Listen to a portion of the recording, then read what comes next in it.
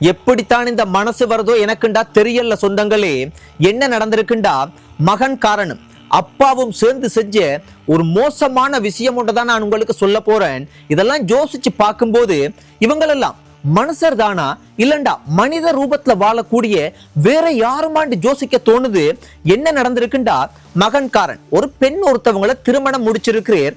திருமணமான மனைவியினுடைய சகோதரிய, அதாவது மகன், இந்த கணவன் என்ன செஞ்சிருக்கேன்டா, அவருடைய வீட்டுல ரூம் உள்ளுக்கு மனைவியினுடைய சகோதரிய கட்டி வச்சு பயங்கர மோசமான சில விஷயங்கள் எல்லாம் செஞ்சு அதை சொல்றதுக்கே எங்களுக்கு எவ்வளவு வெக்கமா இருக்கு, கூச்சமா இருக்கு.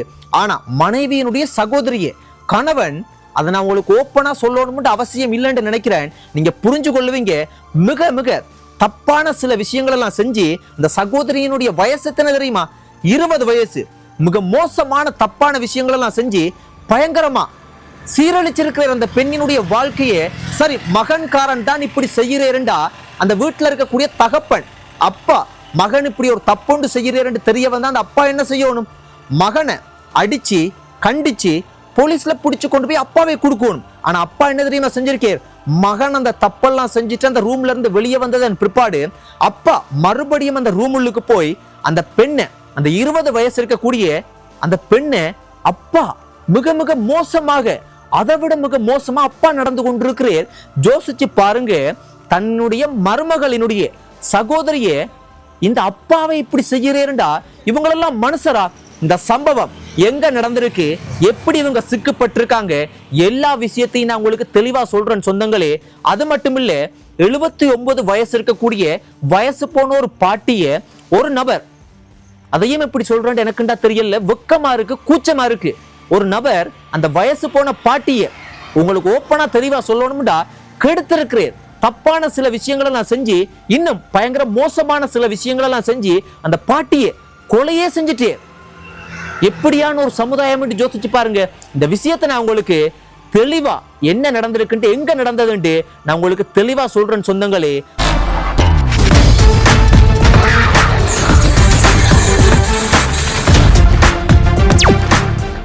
அப்பாவும் மகனும் செஞ்ச இந்த விஷயத்தை நான் உங்களுக்கு தெளிவா சொல்றேன். என்னைய பொறுத்த மட்டும் இவங்க மனிதரும் இல்ல, அப்பாவும் இல்ல, மகனும் இல்ல. சும்மா ஒரு பெயருக்கு மகன், அப்பா, மனிதர் என்ற ரூபத்துல வாழக்கூடிய ஒரு சாத்தான், ஒரு கொடிய மிருகம் என்று தான் நான் நினைக்கிறேன். என்ன நடந்திருக்குண்டா, இவங்கட, அதாவது மனைவியினுடைய இந்த தங்கச்சி அவங்க எல்லாம் வாழக்கூடிய வீடு பக்கத்து வீடு. இந்த கணவன் அப்பா மகன் எல்லாம் வாழக்கூடியது பக்கம் பக்கம் வீடு. அப்ப என்ன நடந்திருக்குண்டா, மனைவி இல்லாத சமயத்துல இந்த கணவன், இந்த மகன்காரன் என்ன செஞ்சிருக்கேன்டா, அவங்களோட பக்கத்து வீட்டுல இருக்கக்கூடிய மனைவியினுடைய சகோதரிய கூப்பிட்டு கடைக்கு கொஞ்சம் போயிட்டு வாங்க, கொஞ்சம் சாமான் வாங்கிட்டு வாங்கட்டு அனுப்பி இருக்கு. அப்ப அந்த சாமான் எல்லாம் வாங்கிட்டு மனைவியினுடைய சகோதரி வீட்டுக்கு வந்திருக்கிறாங்க, அதாவது கணவனினுடைய வீட்டுக்கு வந்திருக்கிறாங்க, அதாவது அக்காவினுடைய வீட்டுக்கு வந்திருக்கிறாங்க. வரும்போது மேசையில, அவங்களோட வீட்டுல வந்து மேசையிலேயே சாமான் எல்லாம் வச்சிருக்கிறாங்க. அப்ப இந்த நபர், இந்த கணவன் என்ன செஞ்சிருக்கிறா, மனைவியினுடைய சகோதரிய இந்த சாமான் எல்லாம் வீட்டுக்கு வாங்கிட்டு வந்தோன்னு அந்த வீட்டுள்ளுக்கு இழுத்து கொண்டு போய், வாயெல்லாம் பொத்தி இழுத்து கொண்டு போய் அந்த வீட்டுல ரூம் உள்ளுக்கு அடைச்சி கயிறாலையெல்லாம் கட்டி அவரை தப்பிச்சு போக முடியாத அளவுக்கு அந்த பெண்ணை வந்து அப்படியே ரூம் உள்ளுக்கு அடைச்சி மிக மிக மோசமான தப்பான விஷயங்களை எல்லாம் வந்து பாத்தீங்கன்னா இந்த கணவன் வந்து செஞ்சிருக்கிறார். கணவன்டா மனைவியினுடைய சகோதரிக்கு பயங்கர வேலைகளை எல்லாம் செஞ்சிருக்கிறார். செஞ்சுட்டு இந்த விஷயங்கள் எல்லாம் செஞ்சோன்னே அந்த வீட்டுல இருக்கக்கூடிய அப்பா என்ன செய்யணும்? அப்பா மகன்காரன் இப்படி ஒரு தப்பொன்று செய்யறேன்டா மகனை கண்டிக்கணும். ஆனா அந்த விஷயம் எல்லாமே அப்பாவுக்கு தெரிஞ்சு நடந்திருக்கு. அப்ப அப்பா மகன்காரன் இந்த தப்பெல்லாம் செஞ்சுட்டு வந்தோன்னு அப்பா மறுபடியும் அந்த ரூம் உள்ளுக்கு அப்பா போய் அந்த பெண், அந்த பெண்ணினுடைய வயசு என்ன தெரியுமா? 20 வயசு. அந்த கேர்ளை அப்பாவும், அப்பாட வயசு போன வயசு, ஆனா அந்த அப்பாவும் என்னென்ன செய்ய முடியுமோ, என்னென்ன சீரழிக்க முடியுமோ அவ்வளவு கெட்ட விஷயங்களையும் அந்த பெண்ணின் மீது செஞ்சுட்டு அப்பாவும் மகனும் அந்த பெண்ணுக்கு என்ன தெரியுமா சொல்லி இருக்காங்க, நீ இதை வெளியே போய் அம்மாட்டையோ அப்பாட்டையோ யார்கிட்டையும் சொல்லக்கூடாதுன்னு மிரட்டி அனுப்பி இருக்கிறாங்க. இந்த பெண், அதாவது மனைவியினுடைய இந்த பாதிக்கப்பட்ட சகோதரியினுடைய வீடு இவங்கட வீட்டுக்கு பக்கத்து வீடு. அப்ப இவங்க பக்கத்து வீட்டுக்கு போயிட்டாங்க. அப்ப அம்மா வந்து கொஞ்சம் காயம் மாதிரிக்கு கொஞ்சம் அப்படி இப்படி இருக்கிறதெல்லாம் கேட்டிருக்கிறாங்க.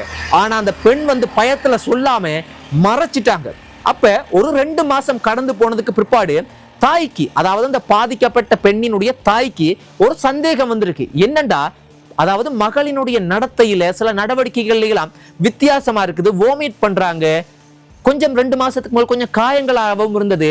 அதை விட முக்கியமானது என்னென்றால் அவங்களுக்கு கொஞ்சம் ஓப்பனா சொல்றேன்னு தப்பா நினைக்காதீங்க, பீரியட் எல்லாம் இல்லை அப்படின்ற மாதிரிக்கெல்லாம் சில விஷயங்கள் எல்லாம் பார்த்தோன்னா தாய் காதறி ஏதோ ஒரு சிக்கல் இருக்குண்டு அருகில் இருக்கக்கூடிய வைத்தியசாலைக்கு கூட்டி கொண்டு போயிருக்கிறாங்க. மகளை கூட்டி கொண்டு போய் வந்து செக் பண்ணதுல, யூரின் எல்லாம் செக் பண்ணதுல மகள் மோசமான சில விஷயங்களுக்கு ஈடுபட்டிருக்கிறாங்க, பாதிக்கப்பட்டிருக்கிறாங்க, கிட்டத்தட்ட கர்ப்பமாக இருக்கக்கூடிய சூழ்நிலையில் இருக்கிறாங்கன்றது தெரிய வந்து தாய்க்காரி என்ன செஞ்சிருக்காங்கன்னா போலீஸ்ல போய் இந்த விஷயத்தை வந்து தெரியப்படுத்தி இருக்காங்க. போலீஸ் அதன் பிற்பாடு இந்த விஷயம் எல்லாம் இன்வெஸ்டிகேஷன் பண்ணி விசாரணை பண்ணதுல நான் இவ்வளவு நேரமும் சொன்ன விஷயம் விசாரணையில தெரிய வந்ததுதான் நான் உங்களுக்கு சொல்லி இருக்கிறேன். இந்த சம்பவம் எங்க நடந்திருக்கு தெரியுமா? இந்த சம்பவம் இலங்கை நாட்டில காலி என்று சொல்லப்படக்கூடிய ஒரு மாவட்டத்துல கபரதுடு அப்படின்னு சொல்லப்படக்கூடிய ஒரு போலீஸ் பிரிவுக்கு உட்பட்ட ஒரு ஏரியால தான் இந்த சம்பவம் 2014 நடந்திருக்கு. 2014 நடந்த சம்பவத்தை ஏன் நான் இப்ப சொல்றேன்னு தானே யோசிப்பீங்க. 2014 நடந்து இந்த மகனும் தகப்பனும் குற்றவாளியாக வந்து விசாரணை நடந்திருக்கு. ஆனா இப்பத்தான் இன்றைக்கு தான் இதுக்கான தீர்ப்பு வந்திருக்கு. என்ன தெரியுமா தீர்ப்பு? 2014 நடந்த சம்பவம் 2026 இதுக்கான தீர்ப்பு வந்திருக்கு. இந்த மகனுக்கும் இந்த மகனினுடைய தகப்பனுக்கும் என்ன தண்டனை விதிக்கப்பட்டிருக்கு, வழங்கப்பட்டிருக்குண்டா மகன்காரனுக்கு 20 வருஷம் சிறை வாழ்க்கை, ஜெயில் வாழ்க்கை வாழணும். அதே போல பாதிக்கப்பட்ட அந்த இளம் பெண்ணுக்கு 5 லட்சம் ரூபாய் நஷ்ட இழப்பீடு கொடுக்கணும். அப்பாவுக்கு தந்தைக்கு 15 வருஷம், மகனுக்கு 20 வருஷம், அப்பாவுக்கு 15 வருஷம் ஜெயில் வாழ்க்கை வாழணும். அதே போல 5 லட்சம் ரூபாய் பாதிக்கப்பட்ட அந்த பெண்ணுக்கு தகப்பன்காரன் இழப்பீடு கொடுக்கணும் அப்படின்ற மாதிரி கடுமையான தண்டனைகள் வழங்கப்பட்டிருக்க. சொந்தங்களே, இந்த சம்பவம் 2014 நடந்தாலும் 2026 நீதி கிடைச்சிருக்கு என்று சந்தோஷப்படத்தான் தோணுது. ஆனா சொந்தங்களே, மிக மிக மனித ரூபத்துல வாழக்கூடிய மிக மிக மோசமான ஆக்களை சமுதாயத்துல பார்க்க கிடைக்குது.